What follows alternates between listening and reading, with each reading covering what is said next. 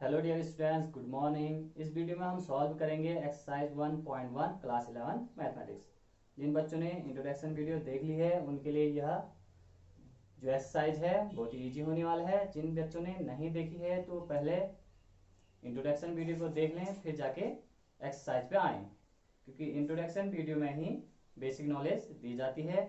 तो आप कोशिश करिए कि पहले इंट्रो वीडियो देखा जाए, फिर जाके एक्सरसाइज के क्वेश्चन को सॉल्व किया जाए। तो देखते हैं question number first. Question number first है which of the following are sets. कुछ कलेक्शन दी हुई हैं, हमें बताना है कि इनमें से कौन सा कलेक्शन सेट है। Justify your answer. जस्टिफिकेशन भी देना है कि सेट है तो क्यों है, सेट नहीं है तो क्यों नहीं है। तो फर्स्ट कलेक्शन है the collection of all month of year beginning with the letter J. तो जे लेटर से स्टार्ट होने वाले मंथ का कलेक्शन। तो जे लेटर से स्टार्ट होता है जनवरी, जून एंड जुलाई। तो जे लेटर से स्टार्ट होने वाले मंथ का कलेक्शन वेल डिफाइंड कलेक्शन है, क्योंकि ये जो कलेक्शन है आपके लिए भी यही कलेक्शन होने वाला है, मेरे लिए भी और अदर पर्सन के लिए भी। ओके, तो इस तरह के कलेक्शन को हम कहेंगे वेल डिफाइंड कलेक्शन। तो जे लेटर से स्टार्ट होने वाले मंथ का कलेक्शन क्या हो गया, सेट। वेल डिफाइंड कलेक्शन है तो वेल डिफाइंड कलेक्शन को हम सेट कहते हैं। This is a set. Okay, justification में आप लिख सकते हो the collection of all month of year beginning with the letter J is well defined collection. Okay, क्योंकि ये collection person to person change नहीं हो रहे हैं तो हम कहेंगे well defined collection, therefore this collection is called set. Okay, second है the collection of most talented writer of India. India के मोस्ट टैलेंटेड राइटर का सेट। Okay, 10 most talented. तो इस तरह के कलेक्शन वेल डिफाइंड कलेक्शन नहीं होते हैं, क्योंकि जो मोस्ट टैलेंटेड वर्ड है, ओके, तो मोस्ट टैलेंटेड राइटर्स किसी और के लिए कोई और हो सकते हैं, हमारे लिए कोई और, आपके लिए कोई और। तो ये जो कलेक्शन है पर्सन टू पर्सन चेंज होगा। कोई मुंशी प्रेमचंद्र को मोस्ट टैलेंटेड कह सकता है, तो कोई सुमित्रा नंदन पंत को, तो कोई किसी और को। तो ये जो कलेक्शन है चेंज होगा person to person. 10 most talented है तो 10 मोस्ट जो टैलेंटेड पर्सन होंगे वो चेंज होंगे अलग अलग लोगों के लिए। कोई किसी को टैलेंटेड कहेगा, कोई किसी को टैलेंटेड कहेगा। तो ये वेल डिफाइंड कलेक्शन नहीं है, तो हम इसे सेट नहीं कहेंगे। This is not a set.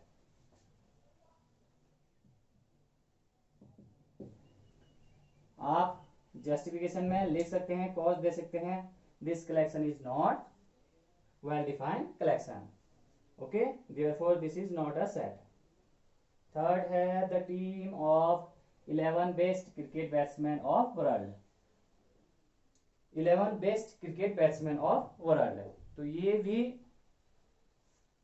Well defined collection नहीं है, क्योंकि अलग अलग पर्सन के लिए जो 11 बैट्समैन की जो टीम है वो अलग अलग होगी।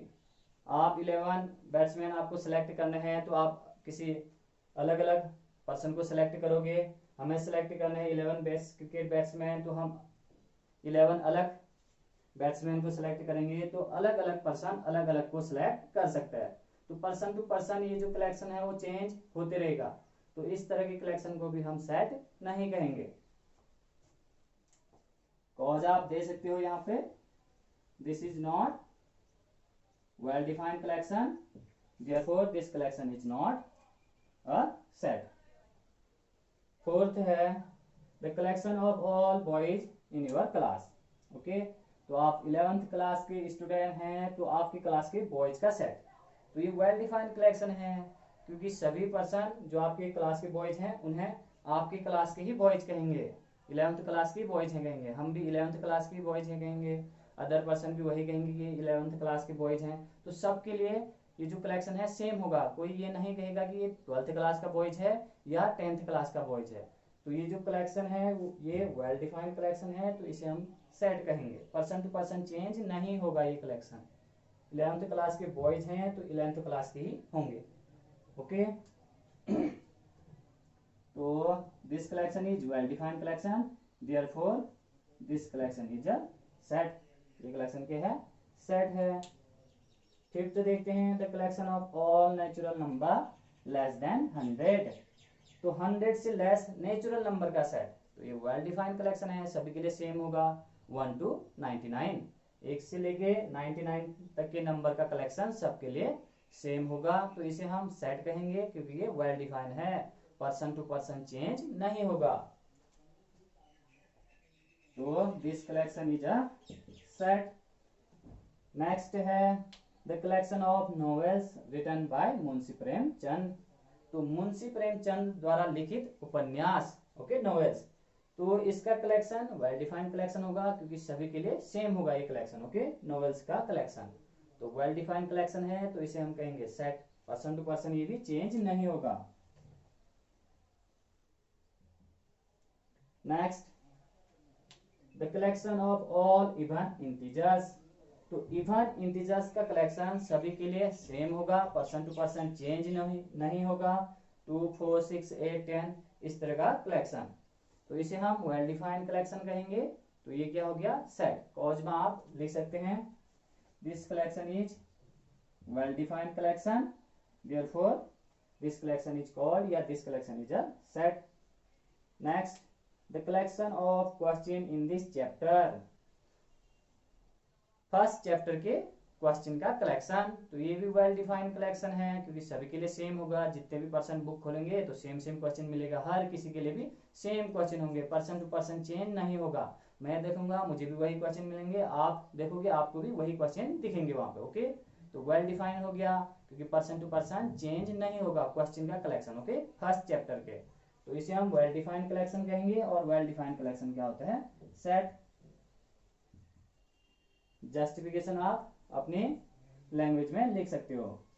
लास्ट है the collection of most dangerous animal of world. तो वर्ल्ड के मोस्ट डेंजरस एनिमल का सेट, ओके। तो ये कलेक्शन वेल डिफाइंड कलेक्शन नहीं है क्योंकि कोई पर्सन किसी एनिमल को डेंजरस कह सकता है, कोई अदर उसे डेंजरस नहीं कह सकता है, तो पर्सन टू पर्सन चेंज होगा। जैसे कि आपके घर में होंगे डॉग्स, डॉगी, ओके, तो आपके लिए वो डेंजरस नहीं है, बट जो अदर पर्सन है कोई आएंगे तो उसके लिए वो डेंजरस हो सकता है। तो किसी के लिए वो डेंजरस है, किसी के लिए वो डेंजरस नहीं है, तो पर्सन टू पर्सन चेंज हो गया कलेक्शन, तो इसे हम वेल डिफाइंड कलेक्शन नहीं कहेंगे, तो इस तरह का कलेक्शन सेट नहीं होगा, ओके। तो आप चीजों को समझ गए होंगे, और समझते हुए आप नोट करें, और जस्टिफिकेशन आप जरूर लिखें, अपनी लैंग्वेज में आप लिख सकते हो, ओके, कुछ भी लिख दें। This collection is change person to person, okay, therefore this collection is not a set. तो आप समझ चुके होंगे, चीजों को समझते हुए नोट करें। अब देखते हैं क्वेश्चन नंबर 2। क्वेश्चन नंबर 2 में सेट ए गिवन है और हमें एप्रोप्रिएट सिंबल को यूज करना है। उपयुक्त जो चिन्ह है, कहने का मतलब है कि बिलोंग्स टू या डज नॉट बिलोंग्स टू का सिंबल यहाँ पर हमें यूज करना है फिल इन द ब्लैंक्स में, ओके। तो आप बुक जरूर खोलिए, एक्सरसाइज सॉल्व करते समय बुक को खोलिए और बुक में क्वेश्चन को अच्छे से रीड करें, तभी एक्सरसाइज को सॉल्व कीजिएगा। तो देखते हैं second question. A equal to है 1 2 3 4 5 6। तो सेट ए गिवन है और हमें एप्रोप्रिएट सिंबल ब्लैंक स्पेस में फिल करना है, ओके। एप्रोप्रिएट सिंबल का मतलब है बिलोंग्स टू, इसे हम बिलोंग्स टू कहते हैं, और इसे डज नॉट बिलोंग्स टू कहते हैं, ओके। कुछ बच्चे इसे बिलोंग्स टू कह रहे हैं, इक्वल टू को बिलोंग्स टू नहीं कहेंगे। ये इक्वल टू का सिंबल है और ये है बिलोंग्स टू का सिंबल, सी टाइप का लिखें और यहाँ से इस तरह से एक लाइन और डाल दें। ये है बिलोंग्स टू और ये है does not belongs to, okay. तो हमें इन्हीं सिंबल को यूज करना है क्वेश्चन नंबर 2 में। तो सेकंड का फर्स्ट पार्ट देखते हैं। फर्स्ट पार्ट है 5 डॉट डॉट ए। तो हमें बताना है कि 5 ए में है या नहीं है। तो 5 दिख रहा है हमें सेट ए में, तो 5 का रिलेशन है सेट ए से, ओके। तो 5 बिलोंग्स टू लिखेंगे, बिलोंग्स टू का सिंबल इस तरह से, ओके। सेकंड है 8 ब्लैंक स्पेस में हमें फिल करना है। तो देखिए ए का रिलेशन सेट ए से है या नहीं है? नहीं है, तो हम लिखेंगे डज नॉट बिलोंग्स टू। 8 का रिलेशन सेट ए से नहीं है। थर्ड है 0। 0 ब्लैंक स्पेस में हमें फिल करना है। तो देखिए 0 सेट ए में है या नहीं है? तो 0 नहीं है यहाँ पे, तो 0 का ए से रिलेशन नहीं है, तो हम डज नॉट बिलोंग्स टू का सिंबल यहाँ पे लिख देंगे। फोर्थ है 4।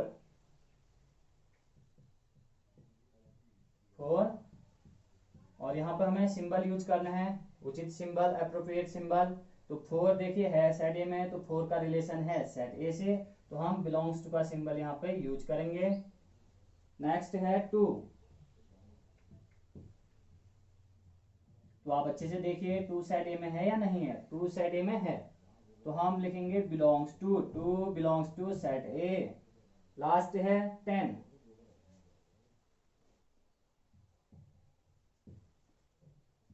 10 तो देखिए आप 10 का सेट ए से रिलेशन है या नहीं है?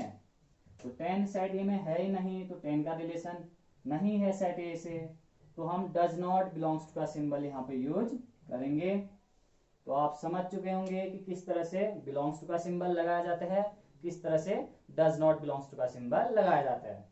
तो अब देखते हैं नेक्स्ट क्वेश्चन, आप इसको अच्छे से नोट करिए। क्वेश्चन नंबर 3 में हमें कुछ सेट दी हुई हैं, इनको हमें रोस्टर फॉर्म में लिखना है। ये सेट बिल्डर फॉर्म में a equal to x such that x is a integer, और ये x -3 से बिग है और 7 से स्मॉल है। तो यहाँ पे हमें डेफिनेशन के बारे में मिल रहा है। ओके, सेट की डेफिनेशन के बारे में मिलते हैं सेट बिल्डर फॉर्म में। तो इसे हमें चेंज करना है या इन सेट को लिखना है रोस्टर फॉर्म में या टेबुलर फॉर्म में। तो देखते रहे इसको अच्छे से। फर्स्ट है a इक्वल टू, ओके, तो a सेट है तो हम a ही लिखेंगे, और कुछ x एलिमेंट हैं, और वो x एलिमेंट्स किस तरह से हैं? x एलिमेंट इंटीजर है और -3 से बिग हैं और 7 से स्मॉल है। ओके, कुछ x एलिमेंट हैं और ये x एलिमेंट कैसे हैं?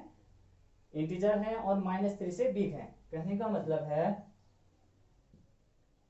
-2, -1, 0, 1, 2, 3, 4, 5, 6। तो कुछ x एलिमेंट्स हैं जो इंटीजर हैं और -3 से बिग हैं और 7 से स्मॉल है। ओके, तो यहां से हमें डेफिनेशन के बारे में पता चला और हमने इसको लिख दिया टेबुलर फॉर्म में, कुछ इस तरह से। ओके, तो आप समझते हुए नोट करें चीजों को।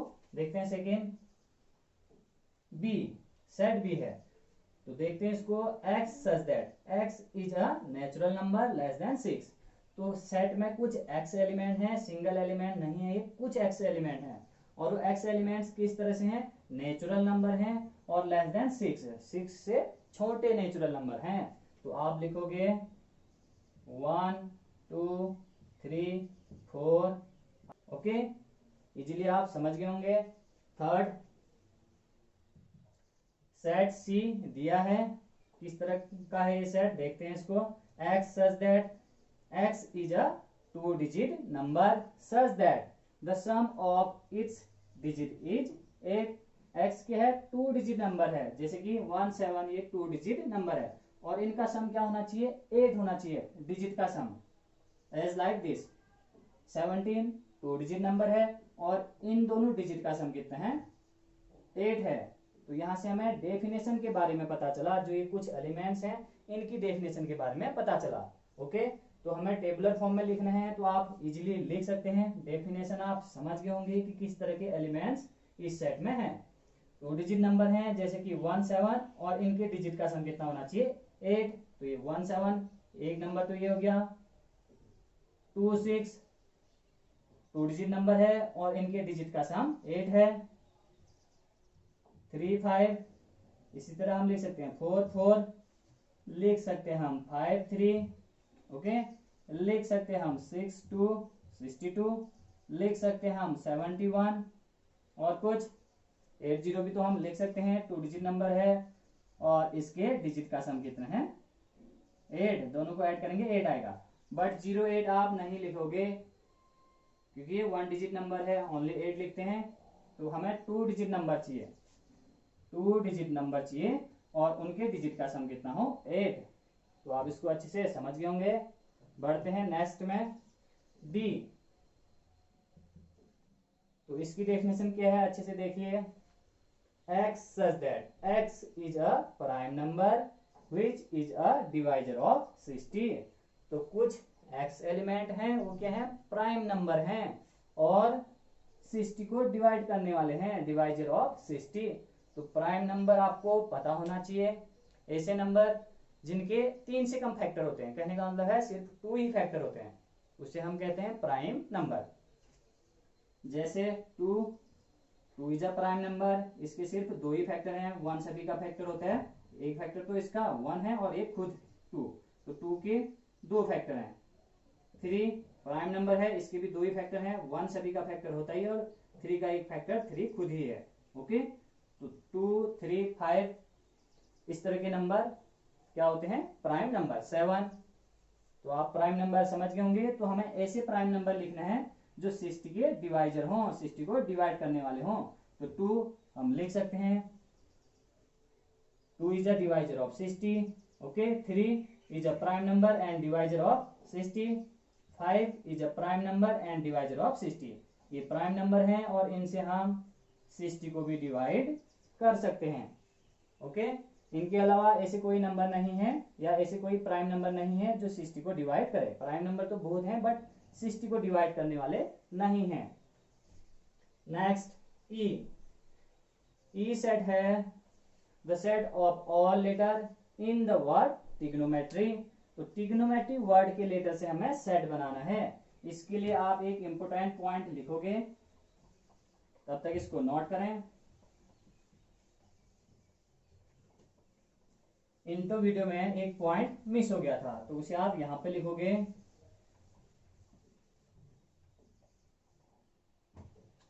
इंपोर्टेंट ये पॉइंट है, समझते हुए आप नोट करोगे इसको।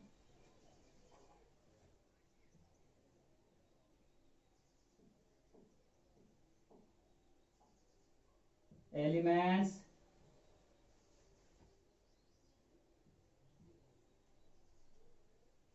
should not repeat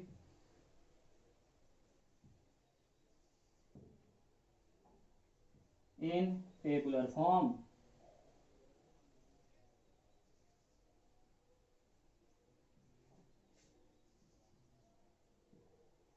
या लिख सकते हैं हम रोस्टर फॉर्म।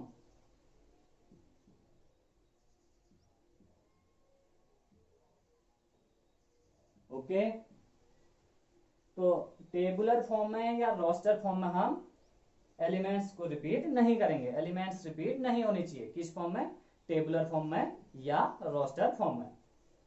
यहां पर आप समझ जाओगे इसको अच्छे से आप नोट करिए।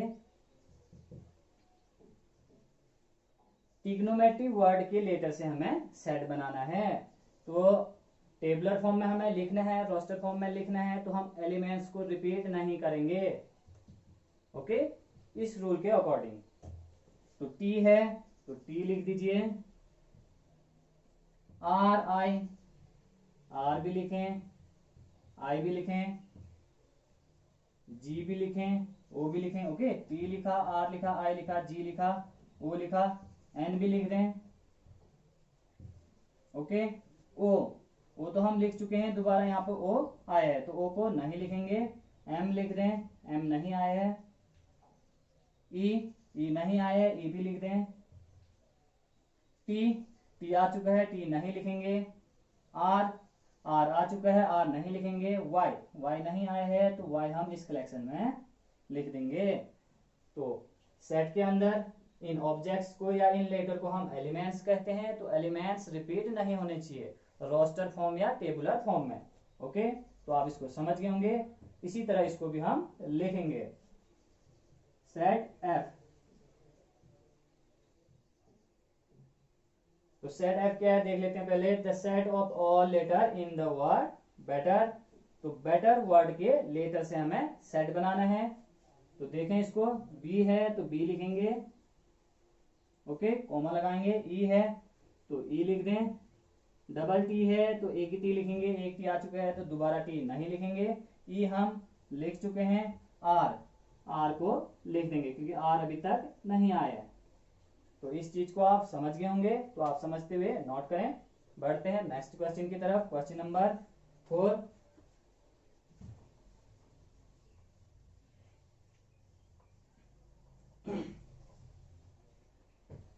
क्वेश्चन नंबर 4 में रोस्टर फॉर्म दिया है, तो हमें सेट बिल्डर फॉर्म में लिखना है। आप बुक में देखिए, 4 का फर्स्ट पार्ट देख लेते हैं। आप बुक जरूर खोलिए एक्सरसाइज सॉल्व करते वक्त। फर्स्ट है 3, 6, 9, 12। 3, 6, 9, 12। तो रोस्टर फॉर्म में हमें दिया है, इसको हमें लिखना है सेट बिल्डर फॉर्म में। तो सेट बिल्डर फॉर्म में हम सेट की या एलिमेंट्स की डेफिनेशन लिखते हैं। तो आप इसको ध्यान से देखिए और बताइए कि इस सेट की क्या डेफिनेशन है, या इसके एलिमेंट्स की किस तरह से आप डेफिनेशन दे सकते हैं। तो सेट को हम रिप्रेजेंट करते हैं कैपिटल लेटर से। ओके, सेट बिल्डर फॉर्म हो या टेबुलर फॉर्म हो, एक्स सच दैट कुछ एक्स एलिमेंट्स हैं, ठीक है ना, और इनकी अब हमें डेफिनेशन लिखनी है, या ये कुछ एक्स एलिमेंट है इस तरह से, और इनकी डेफिनेशन इस साइड हम लिखेंगे। एक्स बताइए फिर क्या डेफिनेशन है, मल्टीपल ऑफ 3। ये 3 1 जा 3, 3 2 जा 6, 3 3 जा 9, 3 4 जा 12। तो ये है मल्टीपल ऑफ 3। और 15 से छोटे हैं, 3 5 जा 15 होते हैं, तो 15 से स्मॉल मल्टीपल है 3 के। तो आप लिख सकते हैं कुछ एक्स एलिमेंट हैं, और ये एक्स किस तरह के हैं, x is a multiple of 3। Okay, comma करके आप लिख सकते हैं, या लिख सकते हैं less than 15। Multiple of 3 less than 15। तो कुछ एक्स एलिमेंट हैं वो 3 के मल्टीपल हैं और 15 से स्मॉल हैं। सेकंड देखते हैं,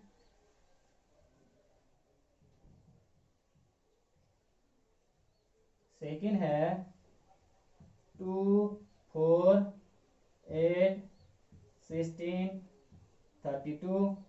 तो आप इसको अच्छे से देखिए किस तरह से आप इसकी डेफिनेशन दे सकते हैं। सेट बिल्डर फॉर्म में लिखना है, तो कैपिटल लेटर से हम इस सेट को रिप्रेजेंट करेंगे, कर्ली ब्रैकेट लगाएंगे, और इसमें कुछ एक्स एलिमेंट हैं, और इसकी आप डेफिनेशन लिखेंगे। तो बताइए इसकी क्या डेफिनेशन है। हमें यहाँ पे दिख रहा है 2 के पावर के फॉर्म में। ओके, 2 की पावर 1, 2 की पावर 2, 2 की पावर 3, 2 की पावर 4, 2 की पावर 5। तो हमें एलिमेंट्स दिख रहे हैं 2 के पावर के फॉर्म में। तो हम लिख सकते हैं x such that x equal to 2 की पावर, इक्वल टू करके भी हम लिख सकते हैं 2 की पावर n। और यहाँ पे n वेरी कर रहे हैं, 2 की पावर 1 है, 2 की पावर 2, 2 की पावर 3, 2 की पावर 4, 2 की पावर 5। तो n 1 to 5 तक वेरी कर रहा है। तो आप लिख सकते हैं यहाँ पे n इक्वल टू 1 2 3 4 5। ओके, इसे आप समझ चुके होंगे, सिंपल वे में हमने आपको बताया है। देखते हैं थर्ड पार्ट। थर्ड है 5 25 125 625। तो बताइए आप इसकी डेफिनेशन किस तरह से, इसकी डेफिनेशन आप दे सकते हो। 5 की पावर 1 है, 5 की पावर 2 है, 5 की पावर 3 है, और 5 की पावर 4 है। तो ये एलिमेंट्स 5 की पावर के फॉर्म में है, जैसे कि हमने यहाँ पे 2 की पावर के फॉर्म में लिखा, 2 की पावर n, ये है 5 की पावर n। और n वेरी करेगा यहाँ पे 1 to 4। 5 की पावर 1 है, 5 की पावर 2 है, 5 की पावर 3 है, 5 की पावर 4 है। ओके, तो इसे लिखिए, ए नाम दिया, इसको भी ए नाम दिया है, आप कुछ भी नाम दे सकते हैं। मान लीजिए बी दे देते हैं इसको। तो एक्स सच दैट इस सेट बी में कुछ एक्स एलिमेंट हैं, वो किस तरह से हैं, 5 के पावर के फॉर्म में। तो एक्स इक्वल टू, इस एक्स की डेफिनेशन दे रहे हैं यहाँ पे, एक्स इक्वल टू 5 की power n, comma n equal to 1 2 3 4। Okay, तो इसको भी आप समझ गए होंगे। देखते हैं फोर्थ पार्ट।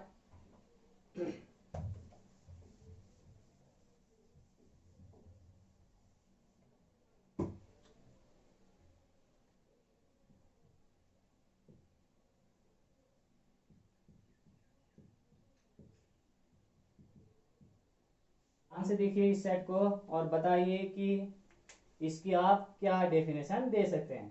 वीडियो को पॉज करके आप आंसर दे सकते हैं, देन वीडियो को प्ले कर सकते हैं।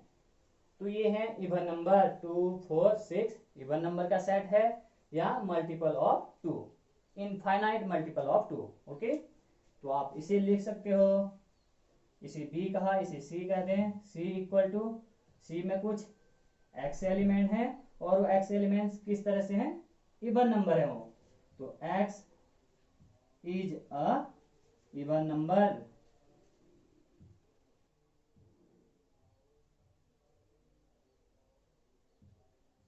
ओके, लास्ट पार्ट है इसका, देख लेते हैं उसको भी।